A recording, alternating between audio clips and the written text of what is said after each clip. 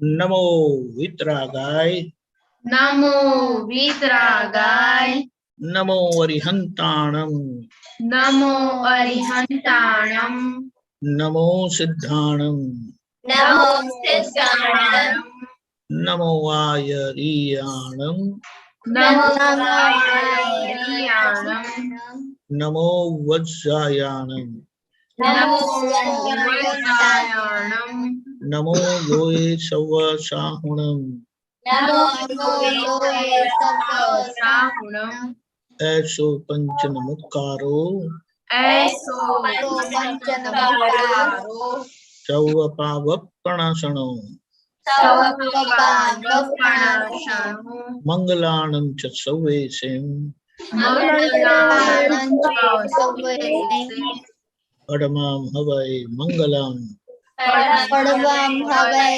मंगलम्।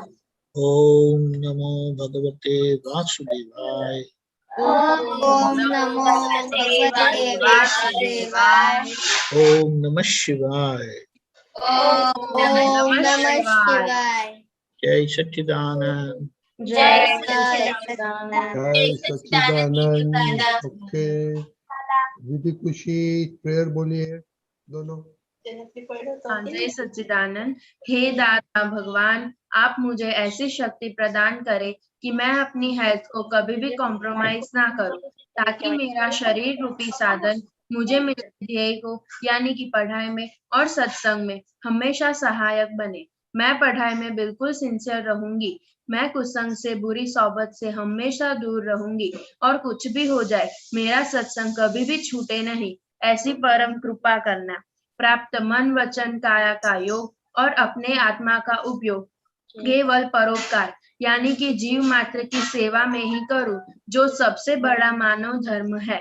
मैं अपने स्वयं के साथ और अन्य सभी लोगों के साथ के जीवन व्यवहार में विश्वसनीय, नैतिक और शुद्ध बनी रहूंगी, ताकि मैं बराबर दादा भगवान के जैसे ही परम उत्कृष्ट व्यक्तित्व की मानवी बन पाऊं। जय सच्चिदानंद। जय सच्चिदानंद। हे दादा भगवान, मुझे पढ़ाई में समझने में जो बाधा या अंतराय आते हैं, जो ऑब्जेक्शंस आते हैं, उन सभी को तोड़ने का मैं दृढ़ निश्चय करती हूँ। आप ऐसी कृपा करें कि मेरे दर्शन ऊपर के आवरण टूट जाओ और मेरी पढ़ाई सही ढंग से हो। ऐसी परम शक्ति आप हमें दे। जय सच्चिदानंद। जय सच्चिदानंद। ओके, मंथन दादा का प्रेयर बोलिए। हे दादा भगवान, हे दादा भगवान, हम हैं आपके बच्चे। हम हैं आपके बच्चे, दिल के हैं सच्चे, दिल के हैं सच्चे, फिर भी है कच्चे। काम करेंगे अच्छे अच्छे। जय सच्चा, वेरी गुड। तो ये मंथन ने बोला काम करेंगे अच्छे अच्छे, तो क्विकली ये दिवाली वेकेशन में क्या अच्छा अच्छा बोला, क्विकली बोलो। बाद में आज शुभ दिन है तो दीपक दादा उसके बारे में बात करेंगे। ओके श्रेया। हाँ, जय सच्चिदानंद। आज मैंने आज नहीं, टोटली 9 दिन में। 2 दिन में, हाँ No. ओके विधि दीदी, 9 दिन में।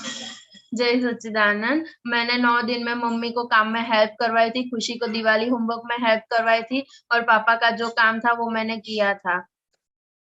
खुशी। जय सच्चिदानंद। मैंने मम्मी को हेल्प करवाई थी और एक दिन मैंने रोटी भी की थी। ओह क्या बात है, वेरी गुड। और कितनी मस्ती की? मस्ती तो नहीं की, पर कजिन्स के साथ खेला। Very good. तो श्रेया। हाँ, मैंने 9 दिन में मम्मी को खाना बनाना हेल्प किया था, और मैंने नाना नानी आई थी उनसे सीखा था। मोनिका दीदी।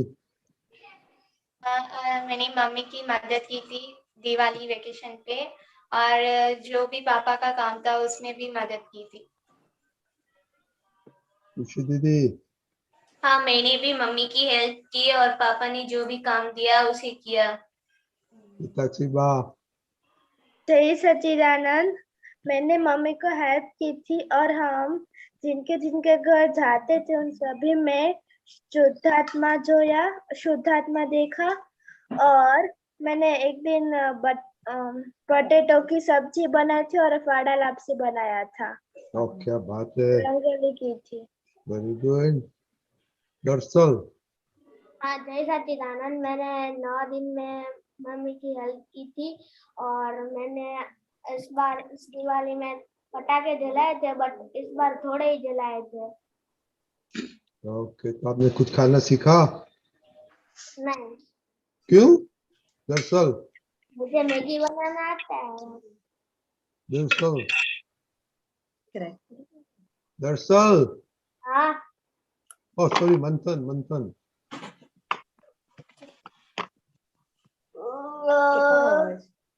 ओके मंथन अभी सोच रहा। तो देखो मैं एक, नानी की हेल्प की थी और मुझे रोटी बनाना। ओके तो देखो ये आपने बहुत अच्छा रिपोर्ट दिया, लेकिन अपना 3 गोल में से किसी ने कुछ बोला नहीं एक्सेप्ट पिज़्ज़ा सिवाय।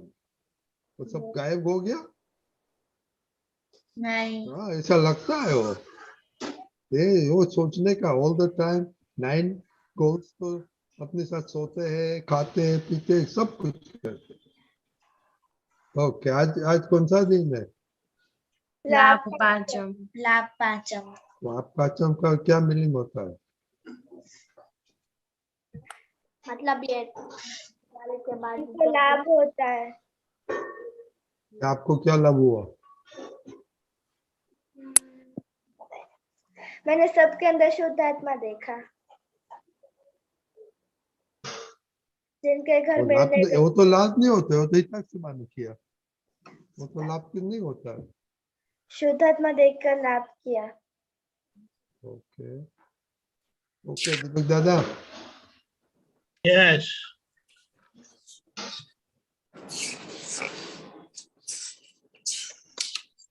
आज जो हम कहते हैं आज लाभ पाचम है या ज्ञान पाचम है, तो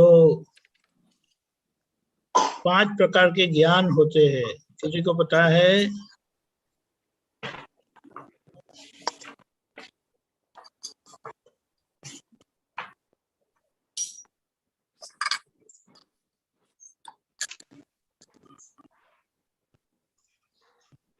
किसी को पता नहीं है?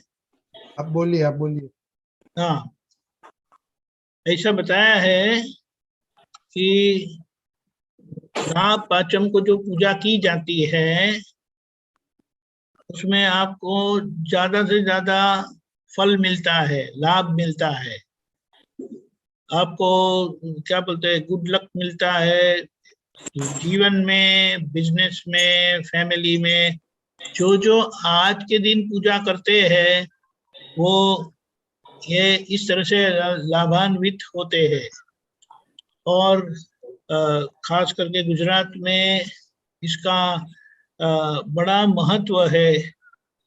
ऐसा बोलते हैं कि ये दिवाली किसको कहा, पहले तो 11 एकादशी बोलते हैं। एकादशी यानी ऐसे प्रकार का उपवास है कि जहां पर हम मोक्ष जाने की और व्यवहार में परफेक्ट होने की आराधना करते हैं। तो इसीलिए बताया कि 5 ज्ञान इंद्रिय, जिसे 5 इंद्रिया है ना, 5 सेंसेस, फिर 5 कर्मेंद्रिय है जिसे हम क्रिया करते हैं, और 11वां मन। ये सभी में सात्विकता, प्योरिटी, परफेक्शन आए, ये एकादशी है। फिर वाक बारस आती है, हम लोगों के साथ वाणी से व्यवहार हमारा ज्यादा होता है। वाक यानी वाणी, हमारी वाणी। तो उसके ऊपर जब हम अच्छा सा ध्यान रखेंगे और वाणी हमारी परफेक्ट होती है। परफेक्ट वाणी को क्या बताया कि स्याद वाद वाणी, हम बोलते हैं ना 9 कलमों में स्याद वाद वाणी, तो ये स्याद वाद वाणी हो जाए तो हम दादा हो गए, हम ही सिमंदर स्वामी हो गए। इसका बहुत महत्व है। हम कुछ भी करते हैं उसका अगर लाभ या रिजल्ट, जैसे वो रिजल्ट आता है ना, हमारे स्कूल में रिजल्ट देते हैं, कॉलेज में रिजल्ट देते हैं, तो उस तरह से हमारा जीवन किसी भी इंसान की पहचान उनकी वाणी से हो जाती है। वो जरा बोलना चाहिए, वो बोलेंगे तो हमें तुरंत पता चल जाता है कि जैसे थर्मोमीटर रखते हैं तो टेम्परेचर पता चलता है ना, जुकाम करे बुखार कितना है, उसी तरह से किसी को भी नाप निकालना है, मेजरमेंट लेना है, तो उनकी वाणी से पता चलता है। तो वो वाक बारस है। तो उस दिन हम ऐसी आराधना करते हैं, हकीकत में सरस्वती माता जी की आराधना करते हैं। फिर धनतेरस आता है। धनतेरस यानी धन की पूजा करना, धन का उपयोग करना, कि जो धन हमें मिला है उससे उसकी हम पूजा करते हैं, बहुत बहुत धन्यवाद मानते हैं कि हमें यह फल मिला। हमारी जो भी आराधना है, जो भी हमारा सात्विक जीवन जिए कि किसी को भी दुख ना हो, चोरी वगैरह ना करे, तो उस दिन ये धनतेरस है। और हकीकत में धनतेरस आखिर में हम मोक्ष लक्ष्मी प्राप्ति के लिए आराधना करते हैं। वो लक्ष्मी ऐसी है कि अगर वो प्राप्त हो जाए तो फिर वो जाती नहीं है, लेकिन ये बाहर की लक्ष्मी है ना, वो आएगी और चली भी जाएगी, इसीलिए उसे जाने का रास्ता देना चाहिए। जैसे हवा को जाने का रास्ता मिलता है ना, तो वो हवा अंदर से आती रहती है। तो थोड़ा थोड़ा पैसे का उपयोग दूसरों को मदद हो ऐसा करना चाहिए। फिर काली चौदस आती है या दिवाली कही जाती है। वो नहीं, दिवाली नहीं, काली चौदस। काली चौदस को वो बोले अंधेरी रात है, यानी हम सब हमारे दुष्कर्मों है उसको सफाई करने में जुड़ जाते हैं, उसकी आराधना में जुड़ जाते हैं। तो इस तरह से ये काली चौदस ऐसा बोला जाता है कि सारी रात लोग आराधना करते हैं। फिर आता है अमास का दिन, यानी जिस दिन महावीर भगवान का निर्वाण हुआ था, वो मोक्ष में गए, तो उसको दिवाली कही। हम हैप्पी दिवाली कहते हैं, यानी हकीकत में एक तरफ से हम भगवान का निर्वाण मनाते हैं, वे मोक्ष में गए, और दूसरी तरफ ऐसा बताया जाता है कि अब उजाला नहीं रहा, तो बोले कि सब दिए जलाओ, दिए प्रगटाओ और इतना उजाला कर दो कि भगवान के जितना उजाला तो हो नहीं सकता। लेकिन इस तरह से ज्ञान की आराधना, प्रकाश की आराधना करना है, क्योंकि अंधेरा हमें नुकसान ही करता है। तो इस तरह से ये दिवाली हो गई। और फिर नया साल का एक समझ ये भी है कि उस दिन गौतम स्वामी जो महावीर भगवान के प्रथम गणधर थे, वो उनको केवल ज्ञान हुआ था, यानी उनकी जो आराधना था, उनकी जो भगवान के प्रति भक्ति थी, उसका परिणाम आया और उनको केवल ज्ञान हुआ। तो उस तरह से, और नए साल के लिए हम ये तय करते कि अब हम क्या करेंगे सारा साल। फिर दूसरा, यानी भाई दूज बोलते हैं, भाई बीज बोलते हैं। तो उस दिन हम, हमारे जो भाई है उनको बहन अपने घर पर बुला के खिलाती है अच्छा सा, और उनसे आशीर्वाद भी लेती है। तो इस तरह से ये भाई बीज यानी एक संबंध हमारा जुड़ता है। एक उसकी समझ ये भी है कि जब ये सब व्यवहार से हम जुड़े रहते हैं, अगर ये व्यवहार नहीं होगा तो हम जुड़ेंगे कैसे। सब अपने अपने घर में मैसेज लिख देते हैं, हैप्पी भाई बीज, दैट्स इट, और कुछ नहीं, खाना खाने के लिए बुलाने का नहीं, ऐसा नहीं। तो ये बात है। और फिर तीसरा, चौथा और पांचवा दिन जो है उसे ज्ञान पाचम बोलते हैं, लाभ पाचम बोलते हैं। तो ये हमारे सारे दिवाली की जो हमने आराधना की उसका फल स्वरूप माना जाता है, तो इसीलिए इसकी बहुत महत्वता है। हकीकत में दादा भगवान थे तो ज्यादा करके कई बार ये लाभ पाचम के दिन में दादा भगवान की ज्ञान विधि हुई, और उस वक्त हम जब एक बार हाजिर थे तो उस ज्ञान विधि में हमें दोबारा सभी आप्तपुत्रों को दादा भगवान ने बिठाया था और उसका लाभ मिला था। तो 5 प्रकार के ज्ञान बताए हैं। पहला ज्ञान क्या बोलते हैं उसको, क्या बोलते हैं? श्रुत ज्ञान। फिर क्या? मति ज्ञान। हकीकत में जहां मति ज्ञान होता है वहां श्रुत ज्ञान होता है। मति यानी अनुभव ज्ञान। फिर अवधि ज्ञान, यानी कुछ अंश तक में हमें पता चलता है। तीसरा, चौथा मन पर्याय ज्ञान, जिसे खुद के मन के सभी भाव खुद पढ़ सकते हैं और उसको खुद को पता चलता है तो उसको सुधार सकते हैं, बाहर किसी को बताने की जरूरत नहीं पड़ती। और आखिर का केवल ज्ञान बताया है। ऐसा बताया जाता है कि जिनको समर्पण विधि प्राप्त होती है, जिनको ज्ञान विधि प्राप्त हुई है, वे उनके मन को अच्छी तरह से पढ़ सकते हैं।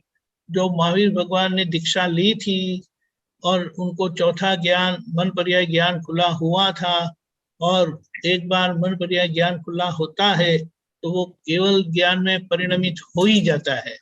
भगवान के समय में वो समय अच्छा था, द्वापर का था, भगवान की उपस्थिति थी और वह समय द्वापर का था, इसीलिए उसी जन्म में केवल ज्ञान हो जाता था और भगवान मोक्ष में गए। लेकिन ये समय, ये 5वां आ रहा है, कलयुग है, तो ये जन्म में शुरुआत हो जाती है, अति शुभ शुरुआत हो जाती है, लेकिन खत्म होने के लिए यानी केवल ज्ञान होने के लिए कम से कम 1 जन्म लगता है। और इसीलिए दादा भगवान ने हमें 5 आज्ञा दी, जो लाभ पाचम का जैसे हमें फल मिलता है और हम सब ये महसूस करते हैं और उसका लाभ लेते हैं। हम दादा से प्रार्थना करते हैं कि हम सभी महात्मा साथ रहकर ये उत्तम आज्ञा की आराधना करें, अपना स्वाध्याय जमाए और एक दूसरे को अच्छी तरह से मदद रूप हो, एक दूसरे के अनुभव का लाभ ले। वो कैसे होता है उसके लिए बड़ा अच्छा बताया है। महात्मा की उपस्थिति वही सबसे बड़ा अनुभव है और उसका हमें लाभ मिल जाता है। तो कैसे अनुभव बोलने की जरूरत नहीं होती है। अनुभव का मतलब है जो चीज हमें चारित्र में आ गई, हमारे आचार में आ गई, हमारे आचरण में आ गई, तो वो तो देखे बगैर दिखाई देता है। हमें पता भी नहीं चलता है कि हमने देख लिया और हमें उसका लाभ मिल गया। दादा भगवान के सानिध्य का हमें यही लाभ मिला था, तो हम महात्माओं के आप्तपुत्रों के सानिध्य का इसी तरह से लाभ लेते रहे।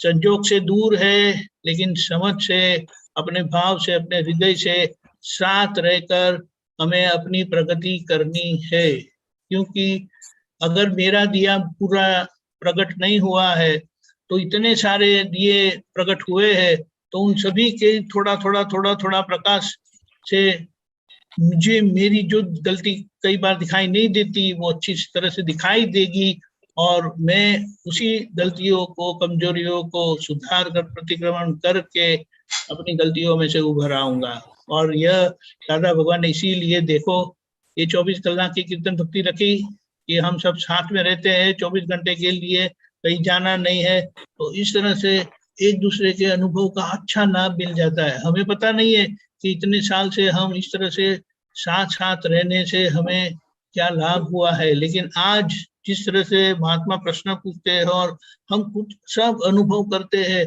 वो प्रमाणित करता है कि दादा भगवान किस तरह से हमें रास्ता अच्छे से देके गए हैं और हम उसका लाभ ले। इसीलिए कहा कुछ भी हो जाए सत्संग छोड़ना नहीं। दादा भगवान के वचन है, जय सच्चिदानंद संघ वो जग कल्याणी संघ है, और हम उसी संघ को समर्पित भाव से उसे आधार देते रहे और हमारा भी कल्याण होगा और सभी का कल्याण होगा। यही प्रार्थना करके जय सच्चिदानंद। जय सच्चिदानंद। क्विकली 2 क्वेश्चन लेगा, बाद में शैलेश आनंद जी और दूसरा आपके पर किस बात करेंगे। तो श्रेया, आपका क्या क्वेश्चन था? हाँ, कौन मोक्ष में गए थे? कौन मोक्ष में गए? आज तक मोक्ष अहंकार का होता है। आत्मा हमारे अंदर जो है वो मोक्ष स्वरूप ही है, लेकिन जो बंधन महसूस करता है, आपको बंधन जैसा लगता है? किसी ने बांधा है करके कंपलसरी सुबह में उठना पड़ता है, ये सब प्रार्थना बोलनी पड़ती है, खाना खाना पड़ता है, कपड़ा पहनना पड़ता है, वो अच्छा लगता है? बोझा नहीं लगता ना। अच्छा अच्छा खाना एंजॉय करते हैं, लेकिन करेला आ गया तो मुंह बिगड़ जाता है, ऐसा होता है ना। लेकिन यही ये बाल बनाने का बोझा नहीं लगता है, वो तो मम्मी बना के देती है, इसीलिए किसको टेंशन आता है। लेकिन धीमे धीमे दादा भगवान ने ऐसा बताया है, हम जो कपड़ा पहनते हैं ना उसका हमें भार लगता है। कभी कपड़े का भार लगा? अच्छे अच्छे कपड़े डाल के घूमते हैं हम, और क्या क्या अंदर मानते हैं। लेकिन यहाँ समझना है, दादा भगवान को अपने शरीर का वजन लगता था, भार लगता था। और मेरा वजन अभी 80 किलो है, 75 से ज्यादा और 80 जैसा है, लेकिन मुझे उसका कोई भार नहीं लगता है। और किसी ने कहा कि मैं ये मेरा थैली लेके जाओ और 5-10 किलो है, तो बोला अरे यार इतना भारी देते हो, 10 किलो का वजन लगता है और 80 किलो का वजन ही नहीं लगता है। तो धीमे धीमे जैसे हमारी जागृति बढ़ती जाती है तो ये शरीर का भी वजन लगता है। तो मोक्ष किसका होता है? अहंकार का होता है, व्यवहार का होता है। व्यवहार भटकता है, अहंकार भटकता है, और जब ज्ञान मिल जाता है तो वही अहंकार की मुक्ति हो जाती है। ठीक है श्रेया? हाँ हाँ। ओके, क्या दरअसल का किसका क्वेश्चन है? मेरा क्वेश्चन है। हाँ बोलिए। हाँ, जय सच्चिदानंद। मेरा ये क्वेश्चन था कि मतलब दिवाली जब खत्म हो जाती है तब हम सब लोगों को हैप्पी न्यू ईयर क्यों बोलते हैं, बट हैप्पी न्यू ईयर तो 31 दिसंबर के बाद होता है ना। ऐसा है बेटे दरअसल, हाँ आपको पता है कि ये मनुष्य जाति जो है ना, हाँ वो मान्यता से जीती है। मान्यता समझते हो? नहीं। हमारा कैलेंडर कौन सा है? चंद्रमा का है कि सूर्य का है? नहीं जानते। हम लोग जो फॉलो करते हैं वो मून कैलेंडर है, चंद्रमा का कैलेंडर है, यानी चंद्रमा के आधार पर हमारा वो होता है। और हमने ये दिवाली को आखिर का दिन माना है, और उसके बाद जो आता है अमावस्या के बाद जो पहला दिन होता है वह हमारा नया साल है। और जो सन कैलेंडर फॉलो करते हैं वह 31 दिसंबर को लास्ट डे मानते हैं, 1 जनवरी को न्यू ईयर मानते हैं। कुछ लोग गुड़ी पाड़वा आता है, पता है, महाराष्ट्र में होता है, वो उन लोगों का न्यू ईयर है। फिर जो ये पारसी लोग होते हैं ना, उनका न्यू ईयर कुछ अलग है। ऐसे सब मान्यता के आधार पर अलग अलग है। लेकिन ऐसा है ना, आपके घर में ये मंथन आपके जैसा ही सोचता है, आपके जैसे ही मानता है, हाँ बोलते नहीं है हाँ दरअसल हाँ।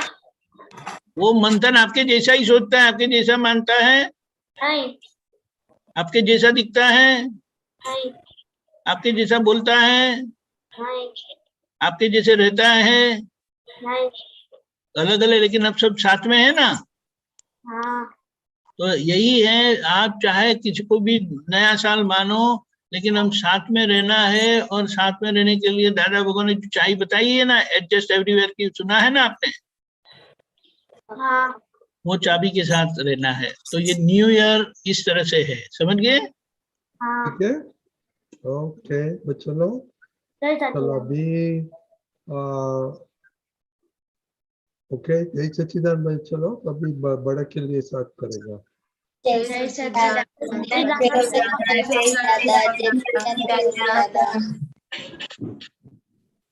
जय Sachchidanand. Shailesh ji, your internet is okay?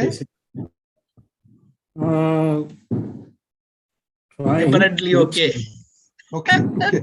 Kaka, you've been going off and on. Okay, no problem. ચલો શૈલેષજી, આજે તો બહુ શુભ દિવસ છે, લાભ પાંચમ વિશે, એના વિશે થોડું વાત કરો મોટામાં. પછી આઈ ડોન્ટ નો શું પ્રોગ્રામ છે Deepakanandji. Now let me see. I'll try to contact others.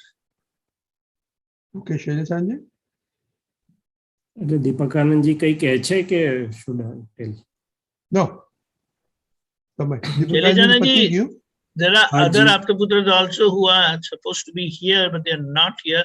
એ લોકો નથી, એટલે હું કોન્ટેક્ટ કરવાનો ટ્રાય કરું છું. હા, ઓકે ઓકે ઠીક છે, અને નહીં તો પછી આપણે છે જ પછી. હા, વાંધો નહીં. ઓકે, યા. રજનીભાઈ સાહેબ મેં કહ્યું, એટલે આ તહેવારોની રચના આપણા પૂર્વ જ્ઞાનીઓ અને ઋષિમુનિઓ દ્વારા એક વૈજ્ઞાનિક રીતે થયેલી.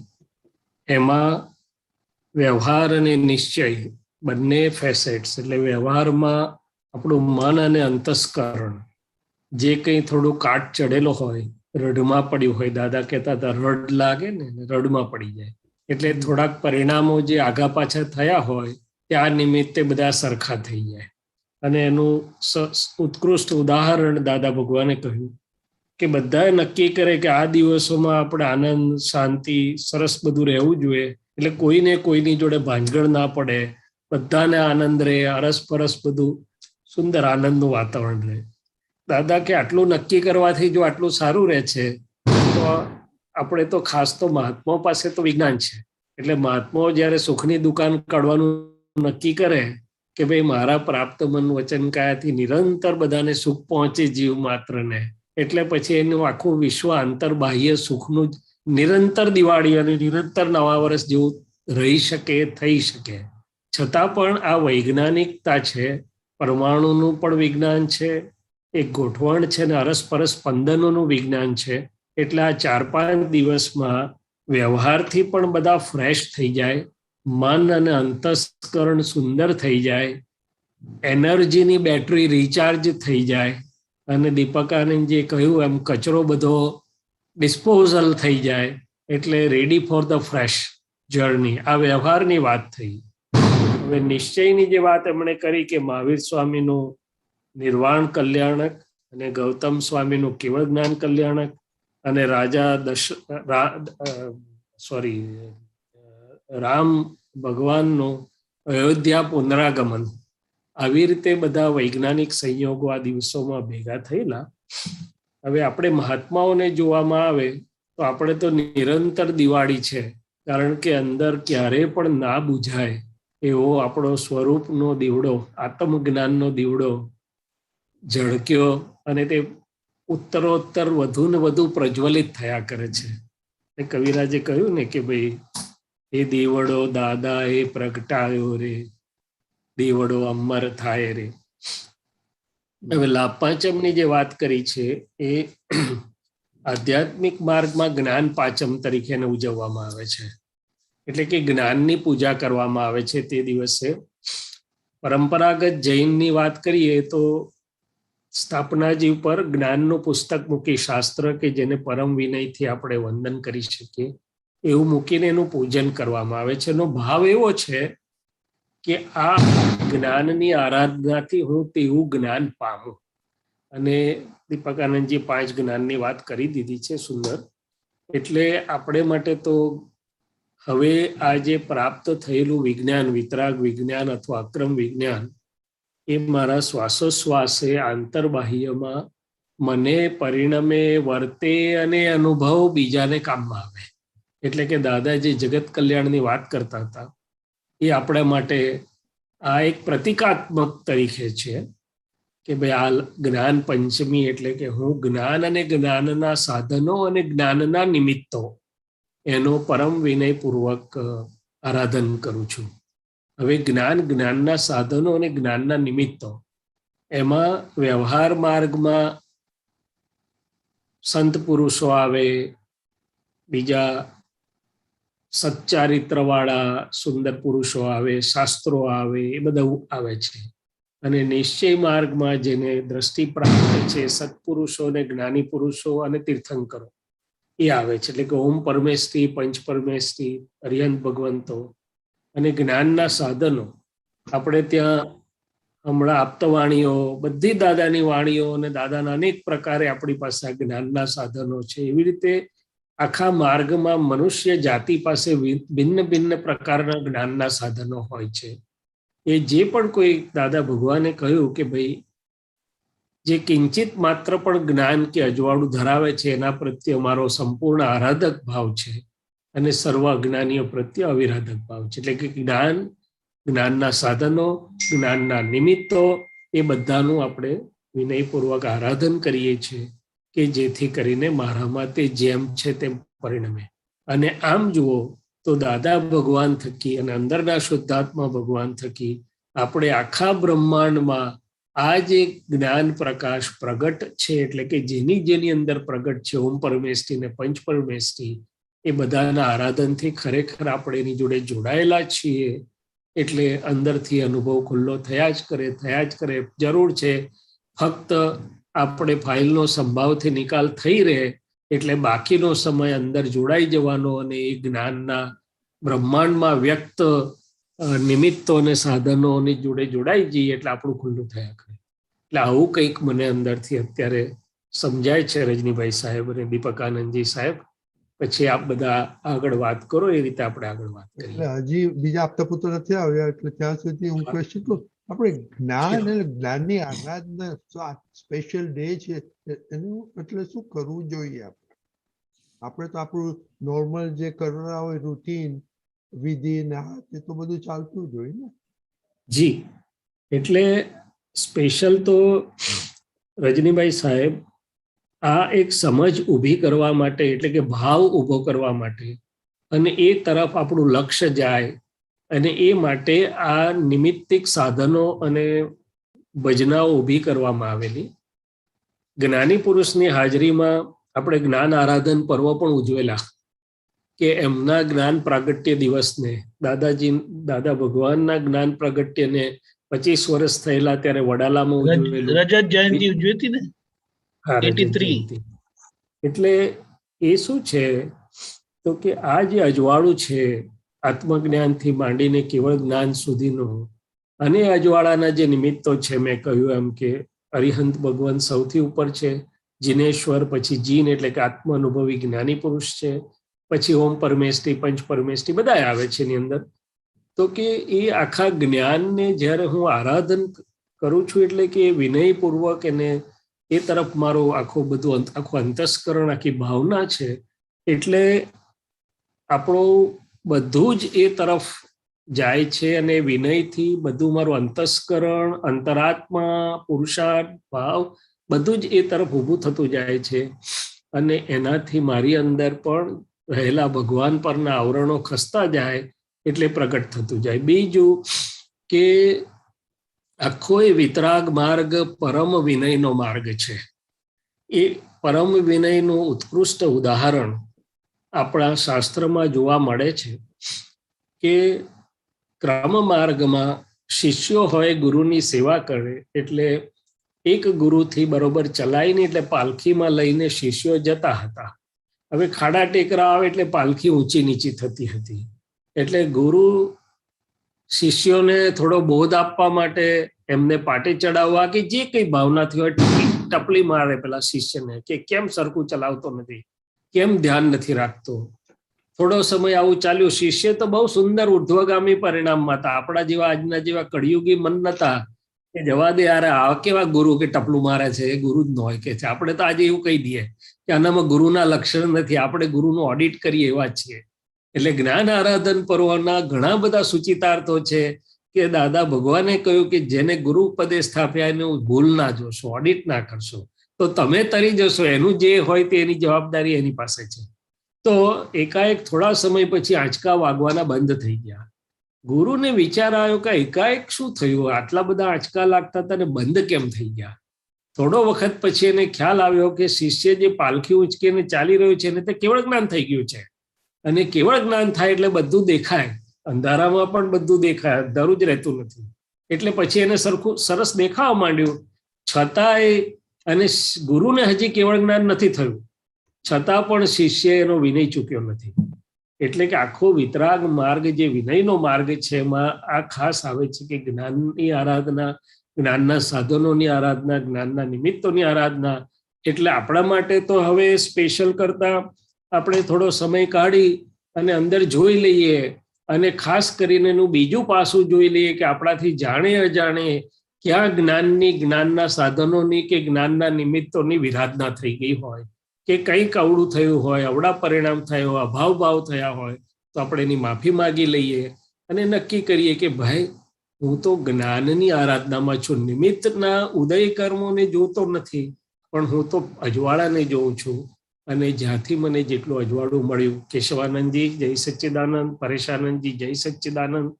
તો આ જ્ઞાન પંચમી અથવા જ્ઞાનના નિમિત્ત સાધનો, જ્ઞાનના નિમિત્તો અને આખો માર્ગ જે અજવાળાનો માર્ગ છે એ અજવાળાના માર્ગમાં અંધારું ના હોય, અંધારાનો શું કહેવાય પક્ષ ના હોય. ને અંધારું એટલે અવિનય, અપરાધ, અવળું ઊભું થવું, અવિનય થવો, કંઈ પણ પ્રકારે નાનાથી મોટું.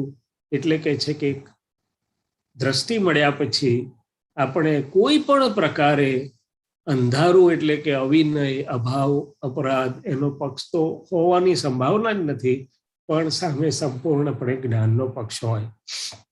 હવે એ જ્ઞાન અને જ્ઞાનના નિમિત્તોમાં આપણી જોડેનો વ્યવહાર ક્યારેક કદાચ આપણને ન ગમે એવો થઈ જાય કે આપણી પ્રકૃતિને ખૂચે એવો થઈ જાય, પણ જો આપણે જાગૃત હોઈએ તો એને બાજુ મૂકીને આપણે જ્ઞાન પકડીને આગળ ચાલી શકીએ છીએ. અમારા એક પ્રોફેસર હતા સર્જરીમાં બહુ એક્સપર્ટ, પણ એનામાં બીજી કેટલીક પ્રાકૃતિક ખરી કે ઓપરેશન થિયેટરમાં ઘણી વાર સ્મોકિંગ કરતા હોય, પણ માસ્ટરી એવી કે બધા એને રિસ્પેક્ટ કરે.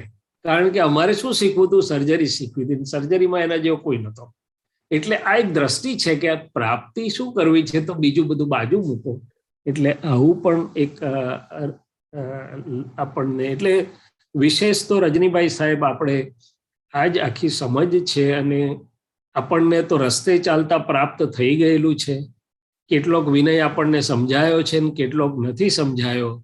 અને જ્યારે અવિનય થઈ ગયેલા પ્રતિક્રમણની વાત આવે ત્યારે પાછું ફરીને જો જોઈ લઈએ તો દાદા ભગવાન સાથે આપણે રહ્યા એમાંય ક્યાંક ક્યાંક આપણી અણસમજણથી અવિનય થઈ ગયેલા છે આપણાથી, એનાય આપણે પ્રતિક્રમણ કરી લઈએ. અને મારો પોતાનો જ એક દાખલો આપું, બહુ પછી મને થોડો ખ્યાલ આવ્યો. અને બીજું દેખી તો અવિનય નહોતો, પણ હતું કેટલું કે ઇન્ટર્નશીપ પછી પહેલા પૈસા ભેગા કરેલા, ઠાકોરભાઈ કરીને મહાત્મા કારેલી બાગમાં એને ત્યાં અમે રહેતા, અને દાદા ભગવાનના સત્સંગનું આયોજન થયેલું અને 70-80 મહાત્માઓ અને અમે બધા રાહ જોઈને બેઠેલા. દાદા આગલા દિવસે છોટાઉદેપુર ગયા હતા પથ્થર જોવા મંદિર માટે, એટલે એમને ડાયરિયા થઈ ગયેલા. હવે અમે અહીંયા રાહ જોયા કરીએ કે દાદા ક્યારે આવે. પછી થોડો ખ્યાલ પણ આવ્યો કે દાદાની તબિયત જરા બરોબર નથી, આવા મેસેજ આવ્યા. બહાર કશું બોલ્યા નહીં, પણ દિલમાં અંદર ભાવ રહ્યો કે માંડ આટલું આયોજન થયું છે, દાદા આવે તો સારું, દાદા આવે તો સારું. એમ ના થયું કે દાદાને જે ઉચિત કે અનુકૂળ હોય એનો આશીર્વાદ મળવાનો છે, પણ આવે તો સારું એવો ભાવ રહ્યો. અને ખરેખર દાદા આવ્યા પણ ખરા, સત્સંગ પણ કર્યો, અને પછી ખાસ પ્રસાદી લીધા વગર દાદા પાછળ ગયા. કહ્યું ફરી અમે પ્રસાદી માટે આવીશું. પાછળથી ખ્યાલ આવ્યો કે આપણો એવો ભાવ રહ્યો એટલે જ્ઞાનીને આવવું પડ્યું. જ્ઞાની તો જ્યાં રહે ત્યાંથી જ બધું આપી દે.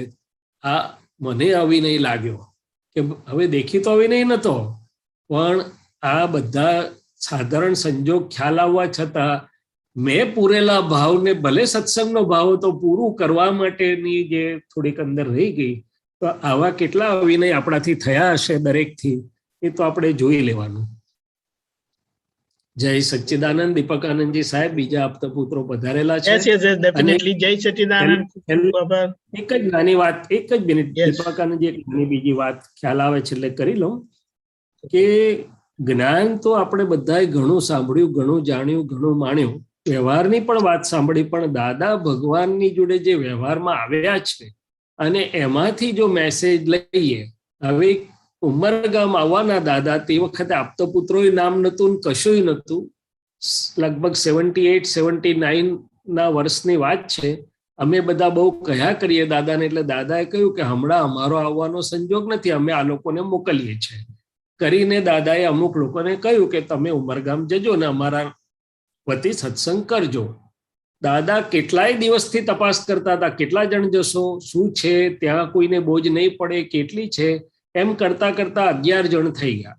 પછી 12માં એક જણે કહ્યું કે દાદા મારી બી બહુ ભાવના છે, હું જાઉં. દાદા કે હવે ના જવાય, 11 થઈ ગયા.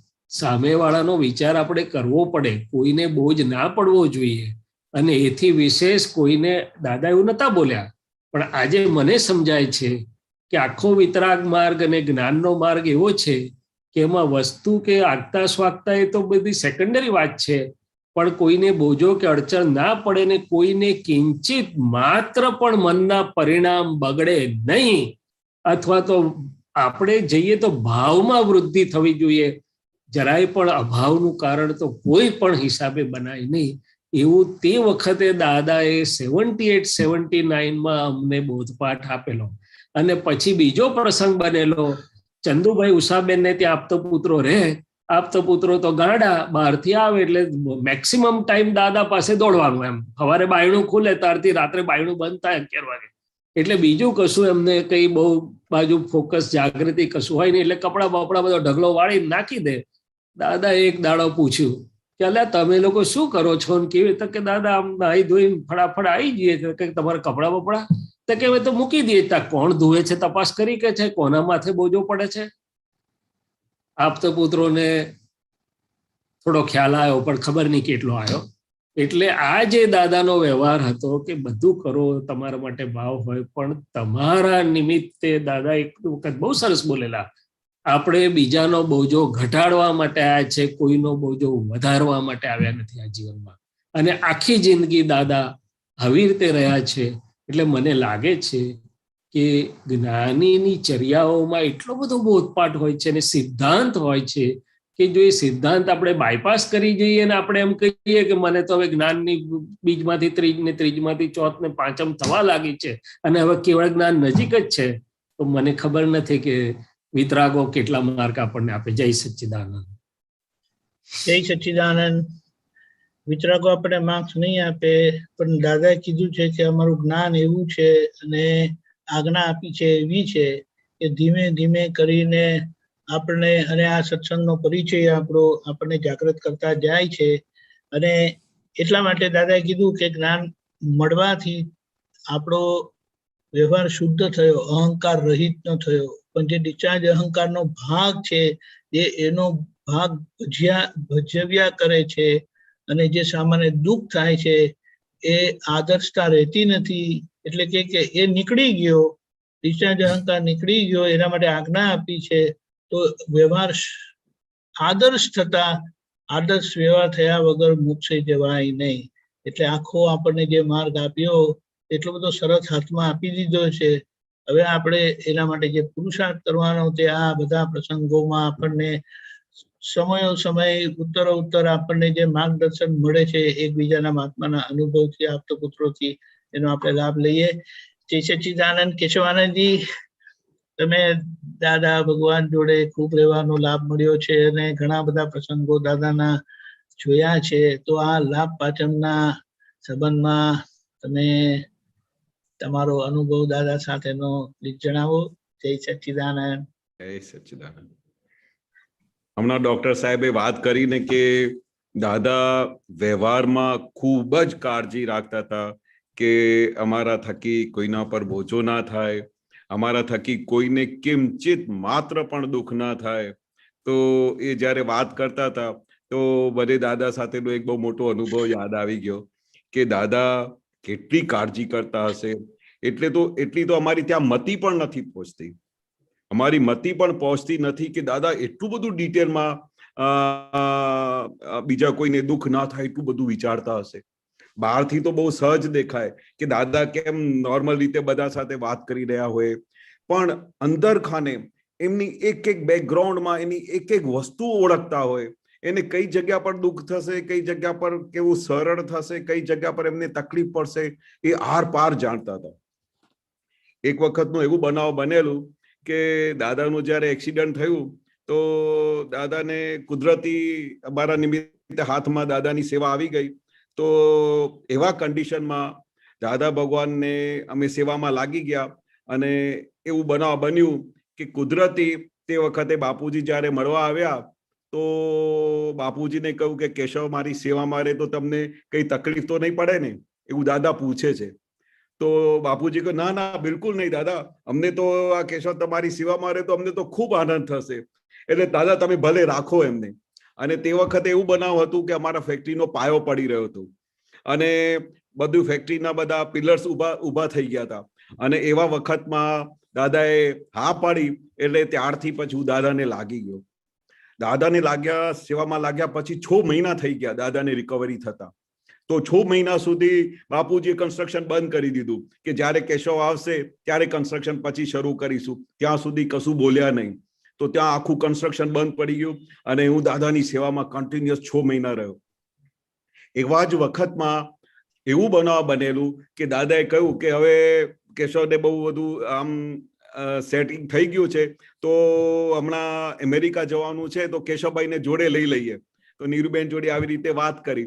તો મેં તો દાદાને કહ્યું દાદા મને આપની સેવા મળે તો બસ તું તો ગમે ત્યાં તમારી સાથે, અમને કઈ અમેરિકા જોવાનું કઈ એવું કઈ શોખ હતું નહીં.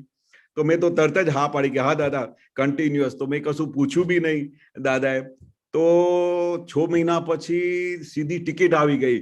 તો દાદાએ કહ્યું કે ત્યાં કેશવને સગવડ સેટિંગ થઈ ગઈ છે તો અમને નવડાવશે, ત્યાં બધું એમની સારી હેલ્પ થશે. તો આટલી વખતમાં અમારા વડોદરાથી બા આવી ગયા. બા આવીને દાદાને અમેરિકા જવાનું થયું તો એ દાદાને એકલા જ મળવા આવ્યા કે દાદા અમેરિકા જાય છે તો એ પહેલા હું દાદાના દર્શન કરી લઉં. તો એમને એવું થયેલું કે છેલ્લા 2-4 દિવસ જેટલા બી છે તું દાદા જોડે રહું. તો બા મને કહેતા હતા કે તું દાદાને આમ ચિઠ્ઠી લખીને આપ ને કે ભાઈ કમલાબાને એવું છે કે દાદાને 3-4 દિવસ હું એમની જોડે રહું. હવે તે વખતે તો ત્યાં આપણા પેડર રોડ પર રહેતા હતા. તો દાદાને મેં વાત કરી કે બાને એવી ઈચ્છા છે. તો દાદાએ ખબર છે શું કહ્યું કે અમારી પણ એવી ઈચ્છા હતી કે બા 3-4 દિવસ અહીંયા રહે. શું કહ્યું? અમારી બી એવી ઈચ્છા હતી કે બા 3-4 દિવસ અહીંયા રહે. તો 3-4 દિવસ બા જોડે જ રહ્યા ત્યાં.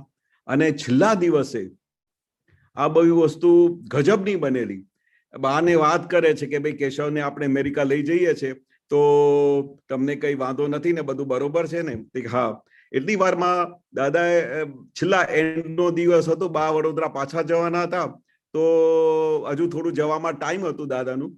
તો બાને પૂછે છે દાદા કે ચંદીરામ શેઠ મજામાં છે ને, બધું બરોબર છે ને? તો એને એક જ વાક્ય કહ્યું બાએ, કેશવને બહુ યાદ કરી રહ્યા છે.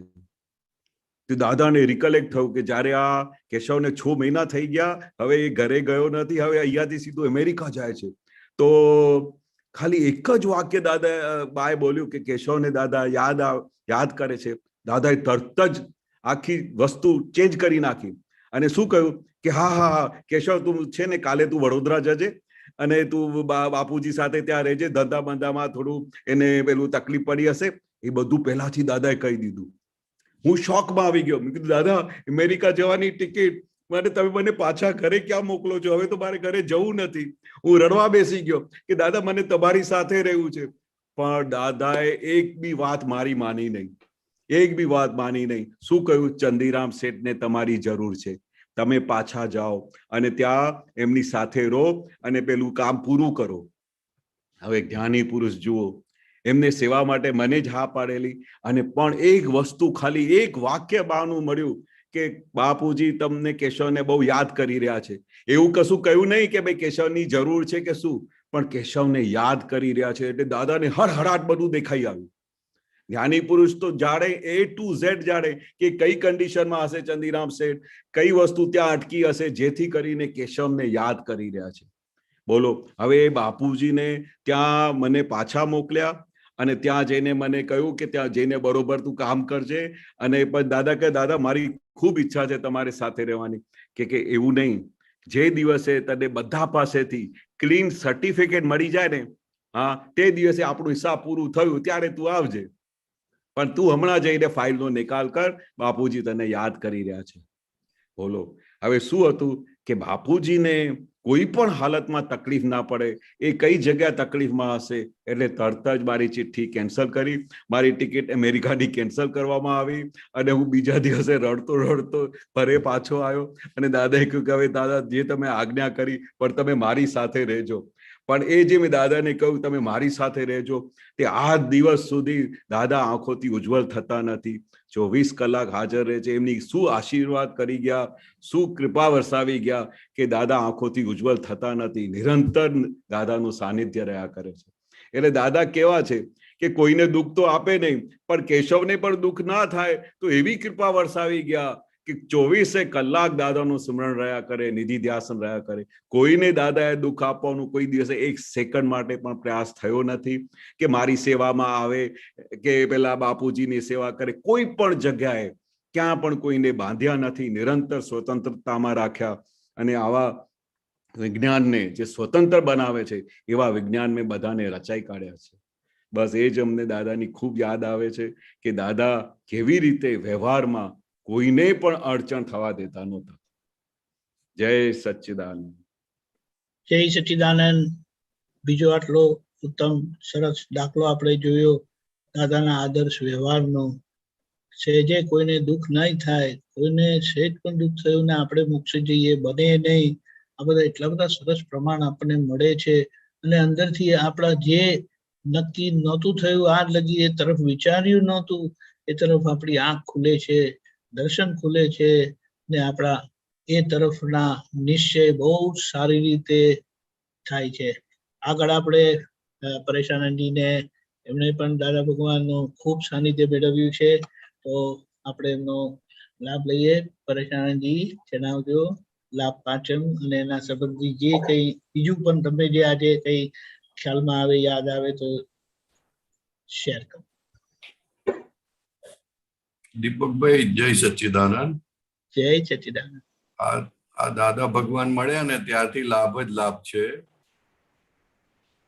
લાભ પાંચમ તો આજે છે. દાદા ભગવાનનું મોઢું યાદ કરો તો લાભ છે, કોઈ વાત યાદ કરો તો લાભ છે, કોઈ શબ્દ સાંભળો તો લાભ છે. લાભ સિવાય કશું છે જ નહીં. એમાં એક બહુ સરસ પ્રસંગ યાદ આવે છે કે પેડર રોડ હતા અને દાદા અમેરિકા જવાના હતા કે ખબર નહીં, યાદ નથી આવતું એક્ઝેક્ટલી, પણ તે વખતે છેલ્લે દાદા ભગવાન સવારના પોરમાં વિધિ કરાવતા હતા. એટલે બધા આપતા પુત્રો ભેગા થઈને સર્વસ્વતી અત્યારે આપણે અંધારા અને નમસ્કાર વિધિ, નવકલ્મો, નિશ્ચય ચરણ વિધિ બધું દાદા બેસતા અને બધા કરતા. તો એક દિવસ એ ચાલુ થયું, હું જરાક લેટ પહોંચેલો, તો પછી બધું પત્યા પછી દાદા કે કેમ લેટ આવ્યો?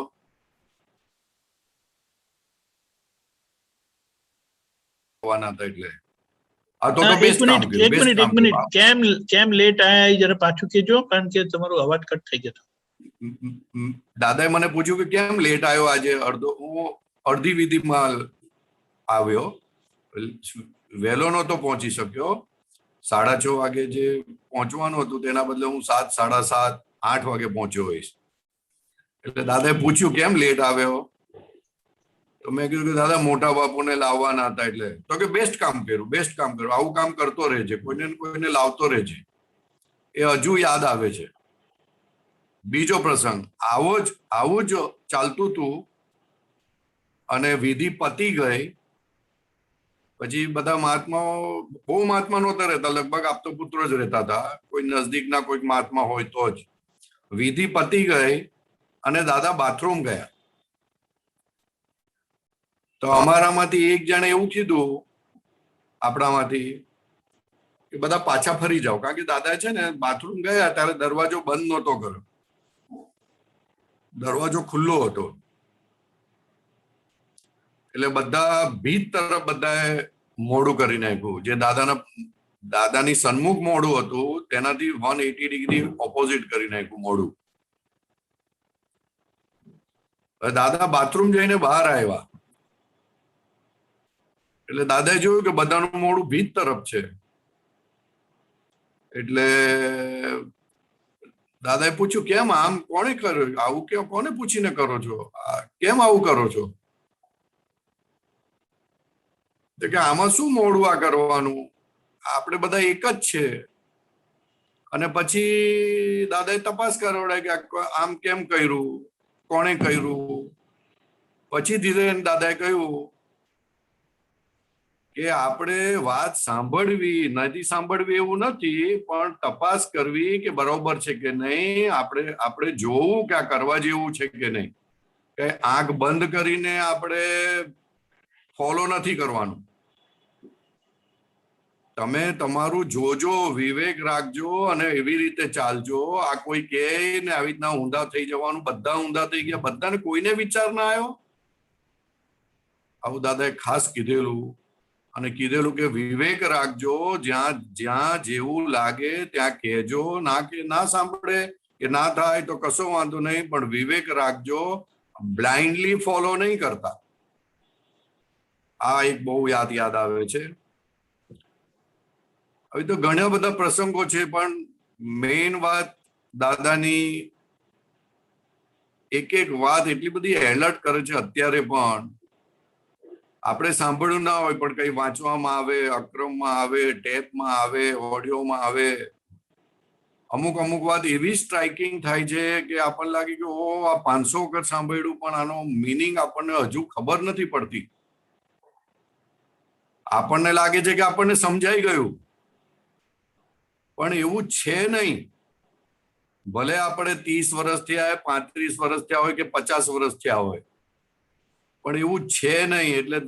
એટલે એવું લાગે અંદરથી કે બિલકુલ રોફ મારવા જેવું નથી. અને આ દાદાની એક પણ વાત જો સમજાય તો સમજી લેજો કે દાદા ભગવાનની કૃપા છે.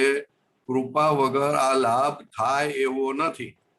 માટે લાભ લેતા રહેજો. દાદાના મહાત્માઓ પાસેથી લાભ આપવાનો વિચાર કરવાના બદલે મહાત્માઓનો લાભ લો. મહાત્મા કેવી રીતે આજ્ઞામાં રહે છે, આપણે તો આજ્ઞામાં રહેવાની આપણી રીતે કોશિશ કરી, પણ મહાત્મા કેવી રીતે રહે છે, મહાત્મા કેવી રીતે દાદાને ભજે છે, મહાત્મા કેવી રીતે દાદાની ભક્તિ કરે છે, આપતો પુત્ર કેવી રીતે ભક્તિ કરે છે, એમનું શું પ્રમાણ છે. નેગેટિવ જોવાની જરૂર નથી. આપણે આપણી પ્રોગ્રેસ કરવી હોય તો આ લાભ લેવાની જરૂર છે, કે જેથી કરીને દાદા ભગવાન જે મળ્યા છે, તો દાદા ભગવાન કહે છે કે હું જ છું. અને જો એ પોતે જ હોય તો દાદાની આરાધના કંઈક ને કંઈક એની પાસે એવું છે કે જેના આધારે દાદા ભગવાન મળેલા છે એમને. એટલે લાભ લેવા જેવું છે મહાત્માઓનો. અત્યારે તો દાદાનો તો લાભ લીધો, પણ મહાત્માનો પણ ખૂબ લાભ લેવા જેવો છે. ચાલશે દીપકભાઈ આટલું? બહુ સરસ. તમે તમારા પુરુષાર્થમાં આ દિવાળીના દિવસોમાં કશું વિશેષ થયું હોય તો જણાવો. મેં એક પ્રોજેક્ટ કરેલો દિવાળીના દિવસે, અમારે બેસતા વર્ષના દિવસે નક્કી કરેલું કે દાદા ભગવાન બરોબર છે, પણ દાદા ભગવાનની પાછળ મેઇન વિતરાગતા જોડાયેલું છે. 24 તીર્થંકરો જોડાયેલા છે. આ વિજ્ઞાનની સામે વિતરાગતા મેઇન સેન્ટર છે. તો જો આ વિતરાગતા મેઇન સેન્ટર હોય તો પછી આપણને વિતરાગ રહેવા માટે બાધક બનનારું કોણ વસ્તુ છે? તો કે આપણો જ અહંકાર અને રાગ દ્વેષ. એટલે ગમો અણગમો જે કહો તે. એટલે દાદા ભગવાન પાસે મેં કીધું કે આપણે શક્તિ માંગો કે દાદા આપના જેવું વિતરાગતા પ્રગટ થાય, અને આ વિતરાગતામાં બાધક થનારી જે વસ્તુઓ હોય તે અમને દેખાય, આ અમારો અહંકાર દેખાય, કે જેથી કરીને એ ઓગળે. અને એના માટેની એના કન્સર્નમાં એની લાઈનમાં જે શક્તિઓ માંગવી પડે તે શક્તિઓ માંગવાનું નક્કી કર્યું છે. ત્યાં લાભ પાંચમ સુધી તો ખાસ કરેલું કે કોન્સન્ટ્રેટેડલી આ શક્તિ માંગો અને પછી આખા વર્ષમાં જ્યારે ટાઈમ મળે જ્યારે એ કરે ત્યારે શક્તિ માંગ્યા કરો આ બાબતની, કે વિતરાગતા ખુલ્લી થાય અને જગત સમક્ષ દાદા ભગવાનને જેમ છે તેમ મૂકી શકીએ. કારણ કે દાદા ભગવાન જે રીતે જેટલા નોર્મલ રહ્યા એવા નોર્મલ તો અત્યારે હું તો નથી રહી શકતો. કોઈની ત્યાં જાવ તો જરાક આમ રોબ જેવું આમ હોય, પણ એવું દાદા ભગવાનમાં ક્યારેય જોયું નથી સાહેબ. એટલે એ જે સામાન્યપણું, એ જે લઘુત્તમ ભાવ, એ 14 લોકના નાથ છે અને છતાં પણ આટલા સામાન્ય ભાવે રહ્યા, એ બહુ અદ્ભુત છે, અસામાન્યપણું છે, જબરજસ્ત. જય સચ્ચિદાનંદ. બિલકુલ વાત સાચી પરેશજી. સરસ બાબત જણાવી કે ખરેખર મહાત્મા તરીકે, આપતપુત્ર તરીકે કેટલીક વખત આવો રોપ મરાઈ જતો હોય છે, પણ ધન્ય છે દાદા ભગવાનને, એમના વિજ્ઞાનને અને પ્રજ્ઞાશક્તિને કે આપણને ચેતવ્યા સિવાય રહેતી નથી. અને આ આપણને એક વખત દર્શનમાં આવે છે તો એ કામ કરતી થાય છે. બહુ સરસ. જય સચ્ચિદાનંદ. કાંતિ આનંદજી, તમે ખંભાતથી ખૂબ અપડાઉન કર્યું, દાદા ભગવાનને એમનો સાનિધ્યનો ખૂબ લાભ લીધો. ઘરે કહેવાતું હતું કે ગઈકાલે તો દર્શન કર્યા, હવે શું છે આજે?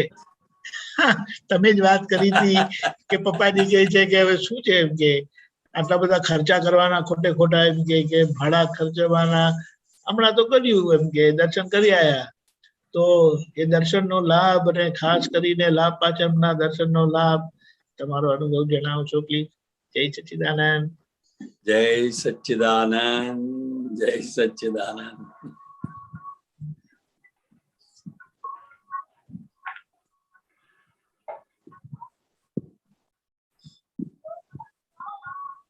હવે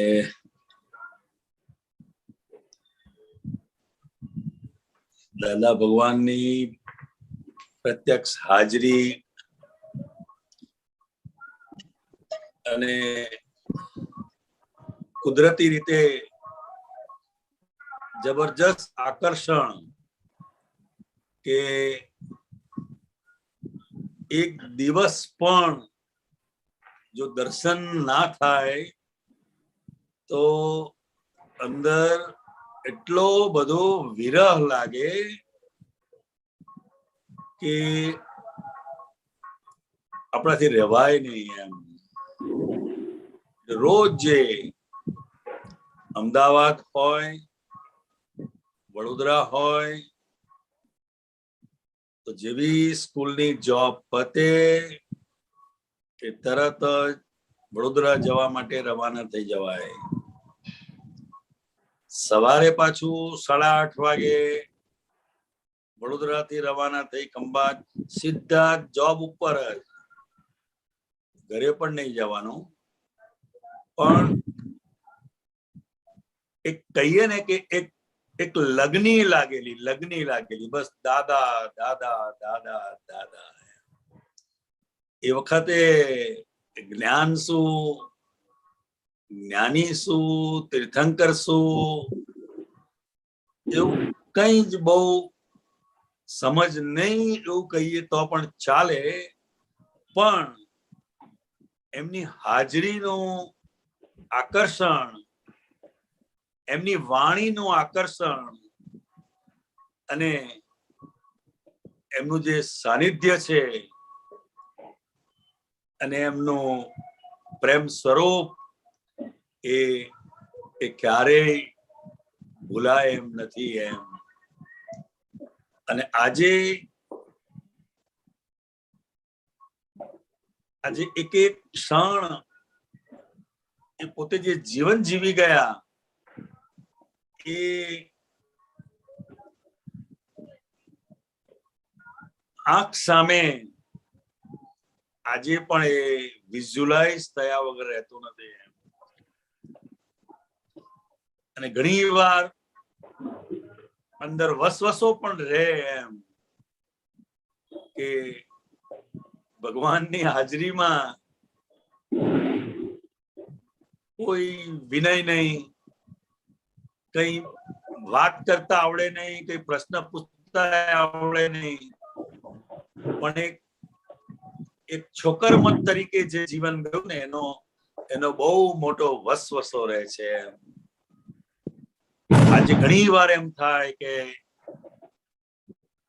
દાદા હોત તો આમ પૂછે ને આમ પૂછે ને આનું ક્લેરિફિકેશન કરે ને આ કરે તેમ, પણ આજ્ઞા સ્વરૂપે દાદા ભગવાન એ આપણી સાથે છે, એ જીવંતતા છે, એ આજે ક્ષણે ક્ષણે એ જીવન જીવાઈ રહ્યું છે.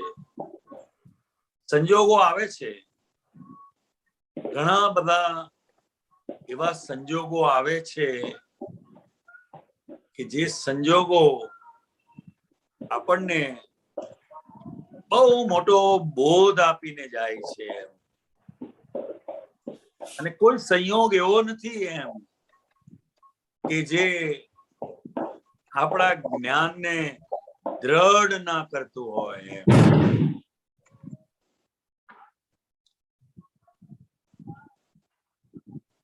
એમનો આદર્શ વ્યવહાર એટલે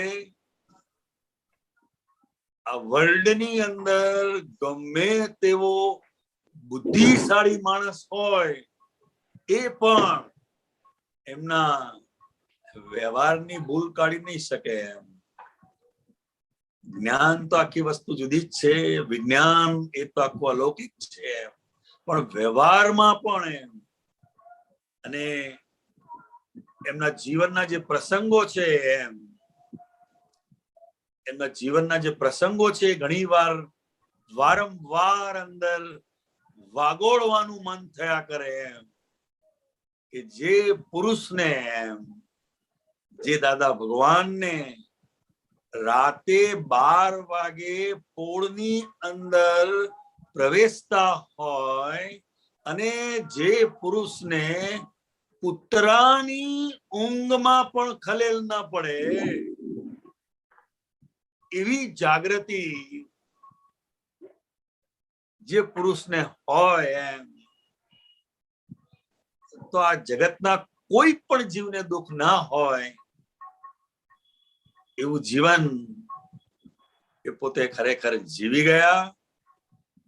અને વિતરાગતા, અને એ વિતરાગતાની પાછળ એમનું રહેલું નિર્ભયતા. કોઈ વિતરાગ પુરુષ છે કેવી રીતે ખબર પડશે એમ, તો કે એની પોતાની નિર્ભયતા. એ પોતે કહેતા ને કે આ અક્રમ વિજ્ઞાન એવું છે, પરમાત્મા પણ પૂછનાર નથી એમ. એ એમની જે નિર્ભયતા છે, અને એ નિર્ભયતા એ વિતરાગતા હોવાનું પ્રમાણ છે. વિતરાગ પુરુષ કેવી રીતે ખબર પડે, તો કે સંપૂર્ણ નિર્ભય એમ. અને ત્યારે જ પોતે બોલી શકે કે ઉપર કોઈ બાપોય નથી એમ. અમારે અંડર હેન્ડ નો શોખ નથી, માટે અમારે માથે કોઈ બોસ નથી એમ. અને એમના જીવનથી કોઈ પણ મહાત્માને હું એકદમ પ્રમાણથી કહું છું એમ કે એક પણ મહાત્માનો ક્લેમ એમના પર છે નહીં એમ.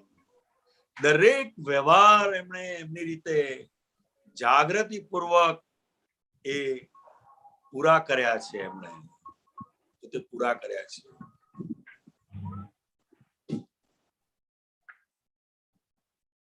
દિવાળીના દિવસોમાં મોટા ભાગે દાદાજી વડોદરામાં જ હોય, અને બેસતા વર્ષને દિવસે સવારે પોતે મામાની પોળમાં આવી જાય એટલે પરિવારની વ્યક્તિઓને જે જ્ઞાનની સમજ સાથે જે એમણે સંતોષ આપ્યો છે એ એક બહુ મોટું આશ્ચર્ય અને અજોડ છે. અને કાંતિને ડગલે ને પગલે જ્યાં જ્યાં જરૂર લાગે ત્યાં ત્યાં એમણે માર્મિક ટકોર કરેલી છે. અને એમાંય ઠપકા સામાયિક ખંભાતમાં ઠપકા સામાયિકની આજ્ઞા કરી અને એ સામાયિકમાં એક છૂટાપણાનો જે પ્રયોગ અનુભવાયો હોય, જેમ આપણે બીજી વ્યક્તિને વળતા હોઈએ ત્યારે કેવા રોપથી બીજાને વળીએ છે, એમ આપણે આપણી 100 ભૂલોને માફ કરીએ છીએ એમ, અને કોઈની એક ભૂલ આપણે ચલાવી લેવા તૈયાર નથી હોતા. અને આ પ્રકૃતિગત સ્વભાવ જ છે આ કાળમાં કે બીજી વ્યક્તિઓની ભૂલ શોધવી એમ. અને કેવા દાદા ભગવાન નિર્દોષ દ્રષ્ટિ એમ, અને નિરંતર થયા કરે કે એવી નિર્દોષ દ્રષ્ટિ આપણને પણ પ્રાપ્ત થાય. અને હું વાત કરતો હતો ઠપકા સામાયિકની, અને એ ઠપકા સામાયિકની અંદર આખો જે છૂટાપણાનો પ્રયોગ એમ, અને એ શુદ્ધાત્મા પદમાં રહીને કાંતિની ભૂલો જોઈ, એની પ્રકૃતિ જોઈ, એના મનને, એના અંતસ્કરણને જે ખખડાવવાનું બળ દાદા ભગવાનની આજ્ઞાથી પ્રાપ્ત થયેલો એ અદ્ભુત પ્રયોગ આજે હું ભૂલી શકતો નથી એમ. અને જ્યાં જ્યાં જરૂર લાગે ત્યાં આજે એ છૂટાપણાનો પ્રયોગ એ કાંતિને ખખડાવવાનો એમ. અને ઘણી વાર એને કહેવું પડે કે દાદા ભગવાને કહ્યું છે, તને જરા કઈ ભાન પડે છે કે નહીં? જ્ઞાની પુરુષના વચનોની તને કઈ કિંમત છે કે નહીં? અને ઠપકા સામાયિક એ છૂટાપણાનો એક અદ્ભુત પ્રયોગ છે, અને એનો અનુભવ પણ આજે એ ભૂલી શકાતો નથી. કેમ? તો કે ઠપકા સામાયિકની આજ્ઞા પાછળ એમનું જે અદ્ભુત વચન બળ, જેમ કોઈ છોકરાને આપણે ખખડાયો હોય ને એને બીક પેસી જાય એમ, કે જરાક આમ આગો પાછો ચાલીશ તો આ મને ઠપકો આપશે, આ મને વઢશે, આ મને બોલશે. અને ભગવાનના ચરણોમાં રહ્યા પછી જો પાસરા ના થઈએ તો એ આપણી જ ભૂલ છે ને. પછી દાદા ઘણી વાર કહેતા એમ કે તમે અમારા સાનિધ્યમાં, અમારા ચરણોમાં તમે રહો છો તો અમારું જોઈને અમારા જેવા થઈ જશો ને. લોકો તમારી ભૂલ નહીં કાઢે, અમારી કાઢશે એમ. કે ભગવાનની જોડે રહ્યા તો પણ હજુ આજે આ દશા છે આપણી. સિન્સિયરિટી, મોરાલિટી, આ બધી બેઝિક વસ્તુઓ છે. ઉદય કર્મો તો આવે, ફાઇલો પણ આવે, આપણને હચમચાવી નાખે એવા સંજોગો પણ આવે. પણ નિશ્ચય એ કોનું નામ? એ ભૂલાય નહીં. અને દાદા એ નિશ્ચય આપણો કઈ તરફ છે એ જ વિશેષ જોતા. બાકી આ કળિયુગમાં તો કેવો માલ ભરેલો હોય, કોઈ પણ પ્રકારની લાયકાત આ જ્ઞાન માટે, એમના ચરણોમાં બેસવા માટે કશું હતું નહીં. પણ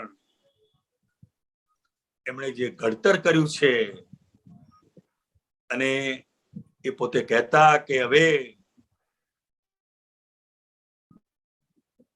આપતા પુત્રો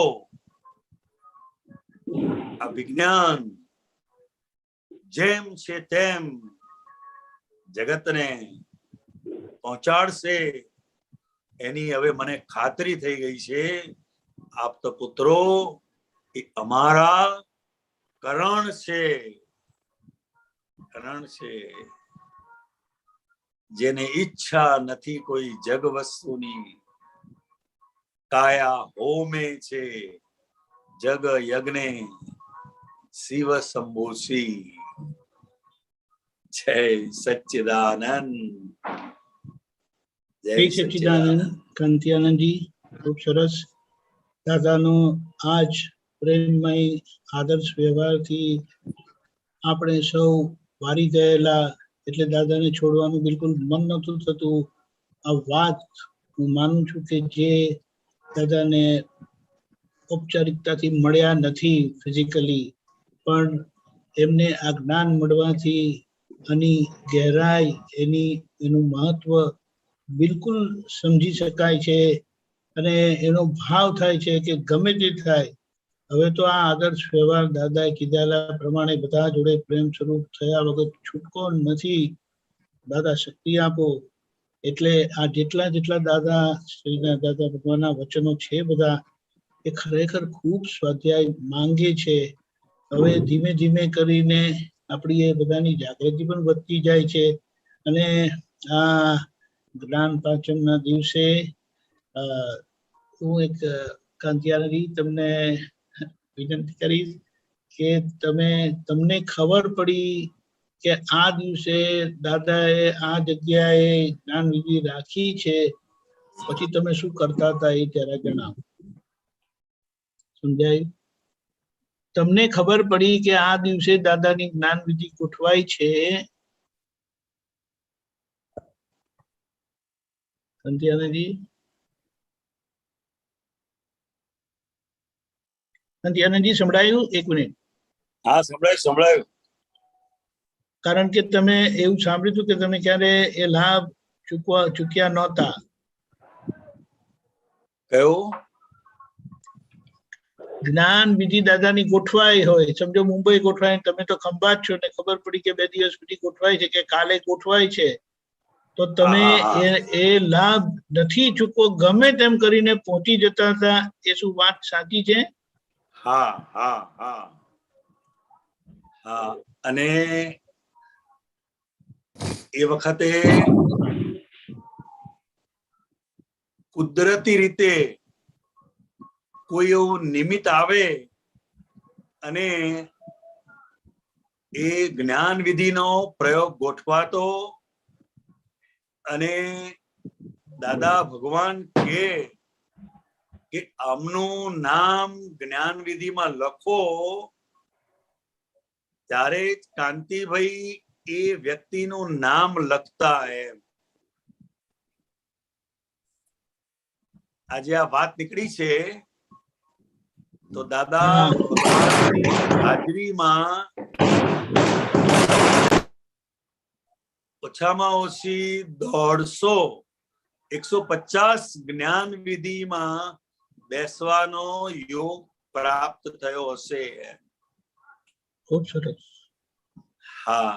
અને બને ત્યાં એટલો આગ્રહ હોય, આગ્રહ કહો કે જે કહે કે એ જ્ઞાન વિધિના દિવસે ત્યાં પહોંચી જવાય, અને કુદરતી રીતે એ સંજોગો પણ આવે, અને એ જ્ઞાન વિધિના નામો પણ કાંતિ આનંદજીના હાથે લખાય, અને 50 જ નામ લખાય એમ, અને એ 50 દાદાએ કયા હોય એમના જ નામ હોય એવું બનતું એમ. અને એ આખો અદભુત પ્રયોગ થતો હોય, અદભુત પ્રયોગ. એ ક્યારેય મિસ કરવાનું મન ના થાય. ખૂબ સરસ. જય સચ્ચિદાનંદ. આપણો અહીંયા સમય થયો છે અને આજના લાભ પચનના બધાને ખૂબ ખૂબ શુભકામનાઓ, ખૂબ ભાવના સાથે, હૃદયના ભાવ સાથે. જય સચ્ચિદાનંદ. પરેશાનજી અનમ્યુટ કરજો. એટલે આપણે અહીંયા આપણું વેકેશન પણ પૂરું થાય છે અને કાલથી આપણે રેગ્યુલર આપણા સત્સંગ શરૂ કરીએ છીએ. સવારે 6 વાગે પ્રાતઃવિધિ. કાલે કયો વાર? 1 મિનિટ.